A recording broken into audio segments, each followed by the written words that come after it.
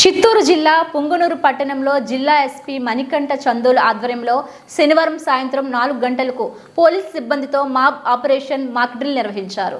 ఈ సందర్భంగా జిల్లా ఎస్పీ మణికంఠ చందోలు మాట్లాడుతూ 4వ తేదీ కౌంటింగ్ సందర్భంగా ఎలాంటి అవాంఛనీయ ఘటనలు జరిగినా పోలీసులు సంసిద్ధంగా ఉన్నారని తెలపడానికే మాబ్ ఆపరేషన్ నిర్వహించినట్లు తెలిపారు. ఈ కార్యక్రమంలో సిఐ రాఘవరెడ్డి, పోలీస్ సిబ్బంది పాల్గొన్నారు. ఈ సందర్భంగా జిల్లా ఎస్పీ మీడియాతో మాట్లాడుతూ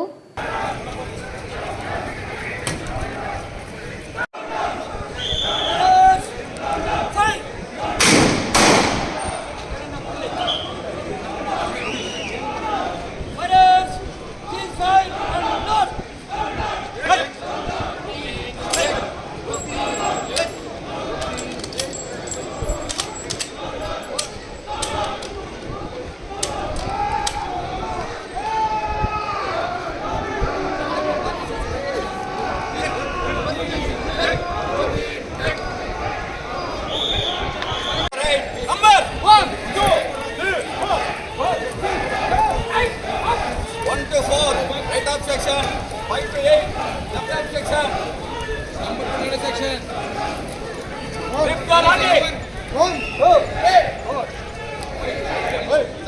grip the left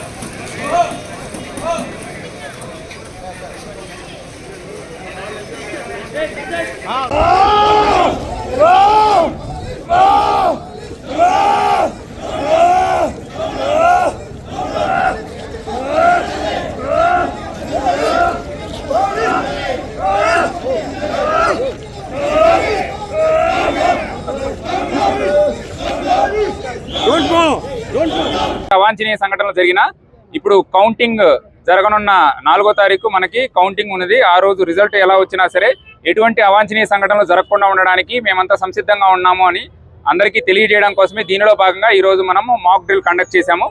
దీనిలో మనము ఎక్కడైనా సరే కౌంటింగ్ రోజు అవాంఛనీయ సంఘటనలు జరుగుతున్న ఇన్ఫర్మేషన్ వచ్చినట్లయితే ఏవైతే సరే ఈ టీమ్స్ ఉన్నాయో ఫస్ట్ అక్కడికి వెళ్ళడం జరుగుతుంది. అక్కడ ఉండే వాళ్ళని మనము హెచ్చరించడం జరుగుతుంది.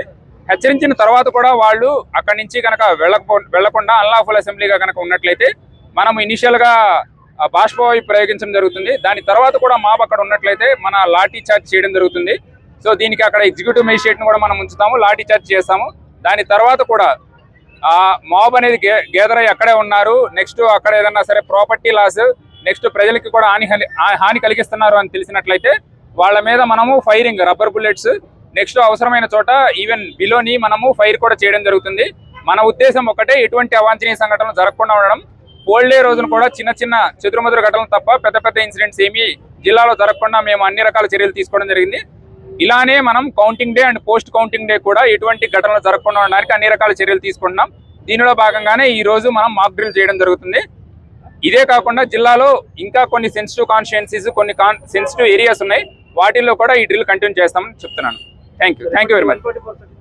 మన కౌంటింగ్ అయిపోయి రిజల్ట్ వచ్చిన తర్వాత కూడా 2-3 డేస్ కంటిన్యూ అవుతుంది. ఎటువంటి ఘటనలు లేని పరిస్థితుల్లో మాత్రమే 144 వెనక్కి తీసుకోవడం జరుగుతుంది.